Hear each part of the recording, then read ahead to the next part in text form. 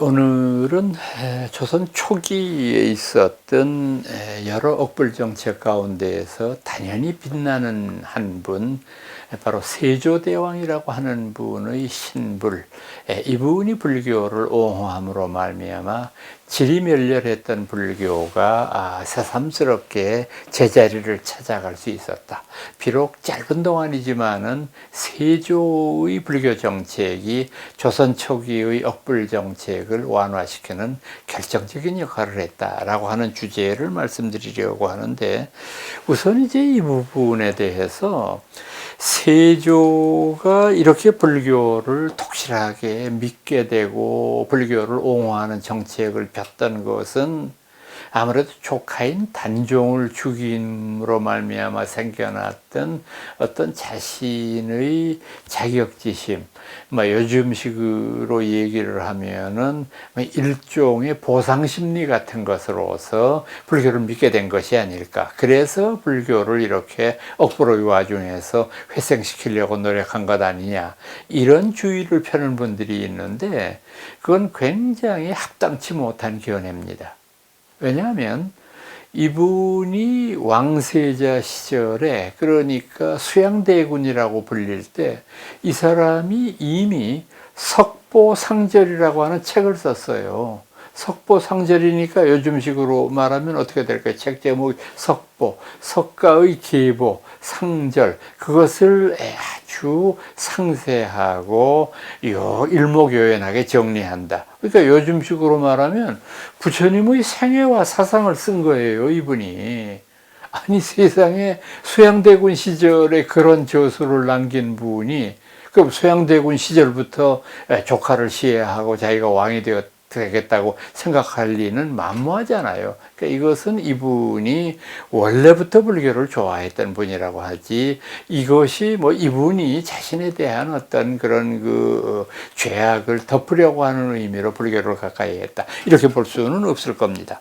우선 이제 이분이 했던 여러 가지의 일 가운데에서 제일 소중한 것은 간경도감이라고 하는 직속의 왕실의 출판사를 만든 점이에요. 그러니까 이 간경도감이라고 하는 것은 우리 조선이 고려대장경을 만들었던 그 고려왕조의 어떤 기술이나 이런 것들을 그대로 답습하고 있으니까, 목판을 만들거나 책을 인쇄하는데 굉장히 용이하니까 이 간경도감을 만들어서 이분이 전문적인 불교 서적들을 간행하기 시작하는데, 우선 이제 이분이 그 간경도감에서 냈던 책들을 보면은 부모운중경, 그리고 기실론, 이런 책들을 내는데, 상당히 기실론 같은 저술은 우리 불교 학에 있어서도 굉장히 중요한 그 학문 장르로 알려져 있는데,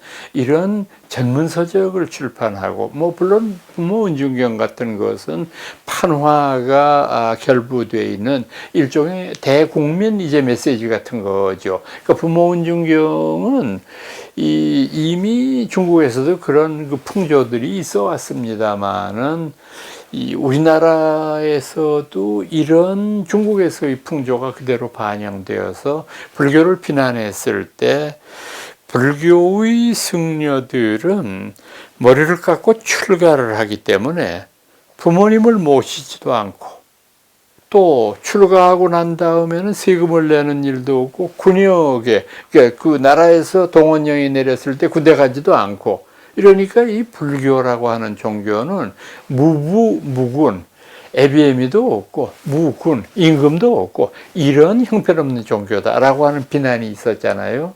그러니까 이것에 대한 불교의 응답으로서, 아니다, 우리 불교에도 부모님에 대한 은공을 잊지 않고 그에 보은하려고 하는 사상이 옛부터 있어 왔다. 그러니까 부모 은중경, 어떻게 됩니까? 부모님의 은혜가 중하다고 하는 것을 말해주는, 또 나라를 지키기 위한 그런 것들은 뭐라고 설명합니까? 인왕 호국 반야바라밀경. 어진 임금이 어떻게 나라를 지켜야 되느냐라고 하는 것에 대한 그런 가르침들을 펴기 시작한다 하는 거죠. 그렇게 이제 이런 것들은 굉장히 뭐 저희들 같은 학자들은 이게 뭐 위경이다, 뭐 또 위경인 경우에는 언제 생겨났느냐, 뭐 이런 거를 가지고 따지지만은 일반 백성들의 경우에는 고마운 일이에요. 아, 부처님이 이렇게 부모님의 은혜에 대해서 강조하셨구나. 날 때부터 키우면서까지 이런 고생을 우리가 무시해서는 안 된다는 말씀을 주셨구나. 그 자체가 많은 불교 신자들한테는 안도감을 주는 거거든요. 그러니까 아마 이제 그런 것으로 이해하실 수가 있을 것 같고요. 또 이제 이분이 이룩했던 구체적인 일로서는 법주사를 중창하고 상원사에서 기적을 겪으시고 난 다음에 그곳을 새로 중창했던 이런 일들은 손꼽힐 만한 일이죠. 그리고 이 법주사 중창의 경우에는 기록에 보면은 신미스님, 수미스님 이제 이 두 분의 도움이 상당히 컸다라고 하는 것으로 봐서 굉장히 그 당시에 참 불교가 어려운 상황 속에서도 법통을 이어져 내려가라고 하는 뚜렷한 고승들이 주변에 있었다고 하는 의미가 되고요. 상원사의 기적이라고 하는 것은 뭐 여러분들 아마 거의 다 이해하실 거예요. 이제 이 세조대왕이 정말 그 어려운 결단이겠죠. 자신의 조카를 죽이고 또 자기가 스스로 왕이 되었을 때 그 외부의 비난이나 비판 같은 것들 왜 이분이 몰랐겠어요? 다 알죠. 다 아는데 그 당시의 세조대왕의 입장에서 생각해 봤을 때 자기도 어린 단종을 죽이고 싶은 마음은 눈꼽만큼도 없었겠죠. 그러나 영월로 귀양가 있는 단종을 찾아가서 울며 불며 제가 단종을 다시 복원시켜 드리겠습니다. 뭐 이런 사람이 없나? 이건 일종의 세조 입장으로 보면 모반이잖아요. 이런 걸 그대로 묵고할 수 있겠습니까? 그 세조를 에워싸고 있는 무리들이. 그래서 이제 결국은 극단적인 선택을 하게 되는데 참 세상에 인과라는 게 무섭죠. 그런 일이 있고 난 다음에 얼마 안 지나가지고 세조대왕 당신의 아드님이 돌아갔어요. 그러니까 뭐 특별한 뭐 이유도 없이 병이 걸려서 시름시름하다가 죽었어요. 그러니 이 세상 사람들이 뭐라고 그랬겠어요? 세조 안 듣는 데서.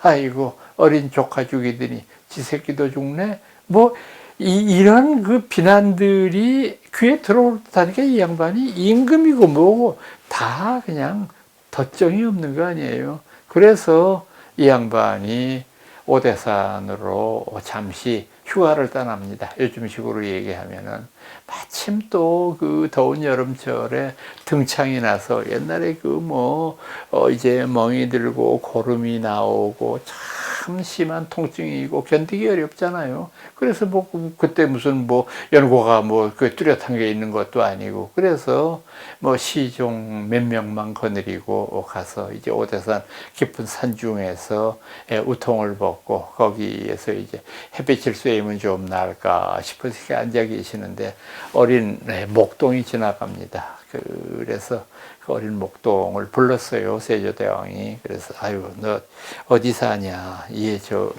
밑에 마을 어디에 삽니다. 그래, 아주 착하구나. 너 와서 이 아저씨 등 좀 긁어주렴. 그리고 몹시 더운데 목물 좀 시켜줄래? 그래서 이제 목동이 어른이 시키고 어려운 일도 아니니까 목물을 이렇게 시켜주니까 세조가 참 기특하다고 소년을 칭찬하면서 물었습니다. 너 오늘 집에 돌아가거나 마을에서 애들 만났을 때 임금 내가 직접 만나가지고 그 임금에 목물도 시켜드렸다 이런 말 하면 안 된다. 그러니까 이놈이 알아들었는지 모르는지 갸우뚱하더니 세조 보고 저도 한 말씀 드려도 될까요? 그럼 뭐든지 말해라. 임금님도 어디 가시면은 부처님 봤다고 그러지 마세요. 아유, 기가 막힐 노릇이잖아요. 너 정체가 뭐냐? 나요? 나 문수보살인데요? 이러고는 없어져 버렸어요. 그러니까 세조대왕이 하늘을 우러러 탄식을 하죠. 이건 성자께서 나의 교만함을 일깨워 주시기 위한 일종의 교시이구나.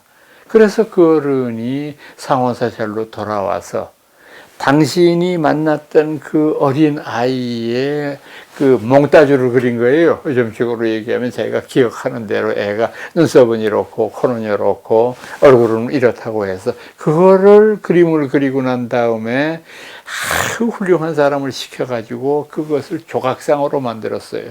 지금 여러분들이 오대산에 가서 법당에 들어가시면 만나는 그 어린 동자가 바로 세조대왕의 그런 어떤 기적 이후에 만들어진 문수보살상입니다. 아주 그 특이한 그런 모습이죠. 우리 지금도 거기 들어가 보면은 아주 그 사실적으로 묘사되어 있는 아름다운 이제 보살상이 바로 그 세조대왕의 어떤 그 기적, 그 이후에 세워진 그런 조각상이라고 말할 수 있습니다.